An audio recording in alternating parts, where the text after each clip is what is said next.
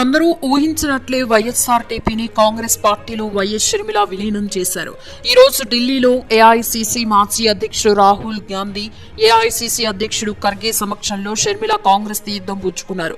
షర్మిలకి కండువా కప్పి పార్టీలోకి రాహుల్ గాంధీ, ఖర్గే ఆహ్వానించారు.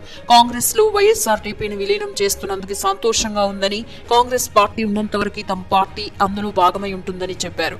బ్రతికున్నంత కాలం కాంగ్రెస్ కి వైఎస్ఆర్ సేవ చేశారని, రాజశేఖర్ రెడ్డి గారు చనిపోయే నాడు కూడా పార్టీకి సేవ చేస్తూనే చనిపోయారని అన్నారు.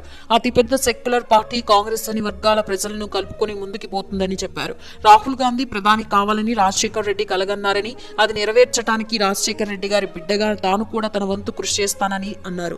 కాంగ్రెస్ పార్టీలో అండమాన్ అయినా ఆంధ్ర అయినా ఎక్కడ ఏ బాధ్యతలు ఇచ్చినా నిర్వర్తిస్తానని, కాంగ్రెస్ అధిష్టాన నియామకానికి నిర్ణయానికి కట్టుబడి ఉంటానని చెప్పారు.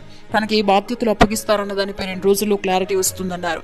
ఇక కుటుంబాల మధ్య చిచ్చు పెట్టేందుకు కొందరు ప్రయత్నిస్తున్నారని జగన్ చేసిన కామెంట్లపై కూడా షర్మిల స్పందించారు. అవి షర్మిలను ఉద్దేశించి జగన్ చేసిన వ్యాఖ్యలని ప్రచారం జరిగింది. దీంతో ఆ విషయంపై ఢిల్లీలో మీడియా ప్రతినిధుల షర్మిలను అడిగారు. అయితే కుటుంబంలో చిచ్చు గురించి జగన్ ఏం మాట్లాడారో తనకు తెలియదని షర్మిల అన్నారు.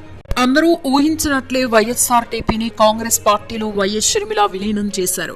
ఈ రోజు ఢిల్లీలో ఏఐసీసీ మాజీ అధ్యక్షుడు రాహుల్ గాంధీ, ఏఐసీసీ అధ్యక్షుడు ఖర్గే సమక్షంలో షర్మిల కాంగ్రెస్ తీర్థం పుచ్చుకున్నారు. షర్మిలకి కండువా కప్పి పార్టీలోకి రాహుల్ గాంధీ, ఖర్గే ఆహ్వానించారు. కాంగ్రెస్ లో వైఎస్ఆర్టీపీని విలీనం చేస్తున్నందుకు సంతోషంగా ఉందని, కాంగ్రెస్ పార్టీ ఉన్నంత వరకు తమ పార్టీ అందులో భాగమై ఉంటుందని చెప్పారు. బ్రతికున్నంత కాలం కాంగ్రెస్ కి వైఎస్ఆర్ సేవ చేశారని, రాజశేఖర్ రెడ్డి గారు చనిపోయే నాడు కూడా పార్టీకి సేవ చేస్తూనే చనిపోయారని అన్నారు. అతిపెద్ద సెక్యులర్ పార్టీ కాంగ్రెస్ అని వర్గాల ప్రజలను కలుపుకొని ముందుకు పోతుందని చెప్పారు.